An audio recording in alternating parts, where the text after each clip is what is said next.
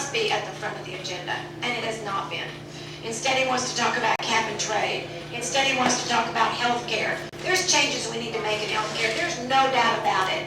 But why should that come before illegal immigration? Why should that come before jobs in the economy? It is a very important issue in Texas, and I'm going to venture to say it's important in a lot of places. I was at a meeting not long ago, and there were senators and legislators from Maine, from Ohio, from Wyoming. They too were talking about illegal aliens. It's not just indigenous to Texas. I firmly believe that wall needs to be built and needs to be built now. Then what we need to do is make sure that no one else is coming in that shouldn't be coming in. That's the first thing. The second thing I think we need to do, and we can do this in the state of Texas without the federal government, we need to enforce the laws that are on the books. We have laws in Texas that we can use, and we're not using them. Instead, Houston is a sanctuary city. Sanctuary city means they don't ask any questions. It's got that no, don't ask, don't tell, so they don't ask. That's what a sanctuary city is. Dallas is a sanctuary city. There's many of these cities, large cities, that are sanctuary cities. That ought to be illegal to have a sanctuary city. We have 2 bills in the Texas Senate. I signed on to both bills about sanctuary cities. We couldn't get them out of the Senate. But do we think that Sulphur Springs is not a sanctuary city? Probably is, yes. Okay, I know a school teacher, she's Mexican-American, her husband is illegal. He beats her up. We call the cops. They can't arrest him because you gotta get an INS involved. Now, if the guy commits assault and battery, where does an alien get the protection? Absolutely. Yours is red.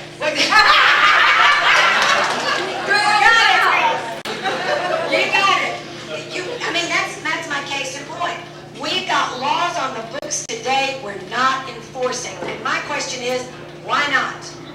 And Irving, Texas has one of the best policies. It's in my district. The chief of police in Irving said, no more. We bring an illegal alien into the jail.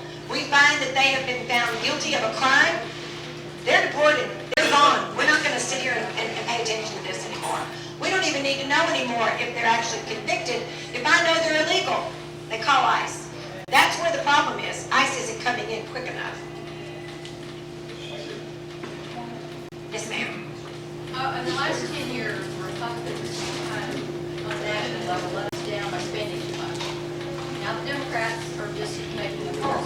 So what are on the national level, what can the candidates say that doesn't bash, you can't just go and bash the Democrats because people just say, well, you did it. You did too. So what can you say to assure not just Republicans, but the independents and other people that Republicans are going to be fiscally conservative now?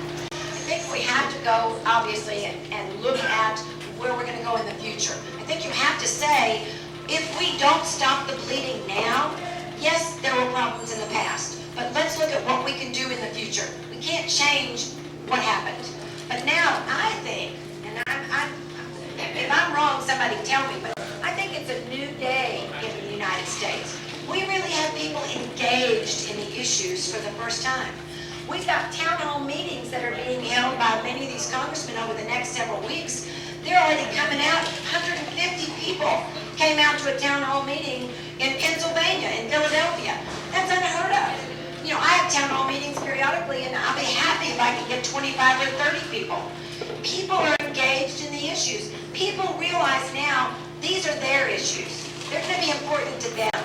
If not to me today, not quite at Medicare, close, but not quite. It is going to affect my children and my children's children because they're going to pick up the bill. But one of the things that I think we as Republicans need to say is our core beliefs, our value system tells us government is not the answer. The antithesis of this current administration is the Republican philosophy.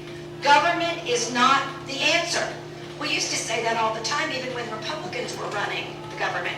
But now it is so blatant.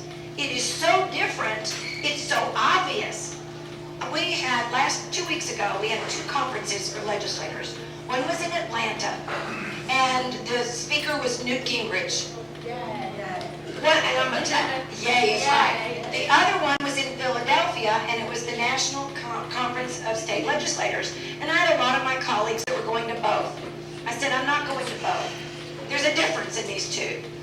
Alec, which is the first one where Newt was speaking, Alec believes like I do. Limited government.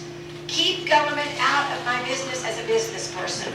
Don't talk to me about free market. I live free market. Don't tell me you don't believe in free market. The other National State Legislators Association, all they care about is government. Bring government into my life. It'll help me. Do you know they had a proposition, and it passed at this meeting to approve of the health care, any health care bill, any public option, they were for. So you can see, why in the world would I go to a meeting like that? I mean, I would get nothing out of that. And I might tell you that Newt was on the very last day of the session. I left to go to the session the day before Newt was the speaker, because that's really all I wanted to do was hear Newt. And he spoke, and I'm telling you, I was sitting with another senator, and I said, and he got finished, and I said, it's like somebody just shot me with enthusiasm in my veins. He is just, I don't know if any of you have ever gone on to his AmericanSolutions.com, great website, or Newt.org. This is a man who's got a vision. Read his book. He's fabulous, that's right.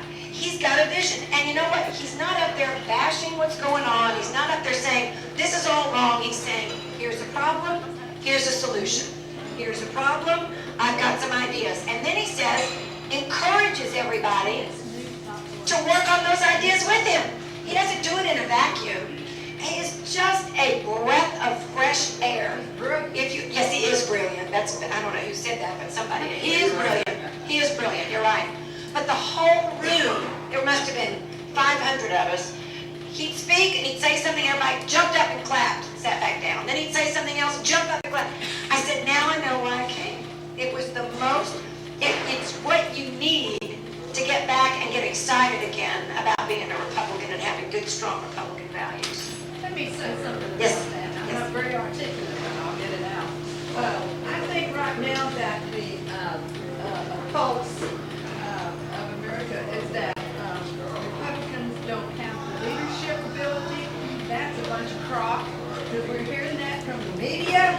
Don't you let them, you know. Right. Brainwashing it. Right, yeah, right. Because I'm telling you, I'm a Christian, and God does this all the time to me. Yes, sir, yes, sir, yes, sir. Just, well, anyway. Everything is open-ended. God does that. Don't look at the ending.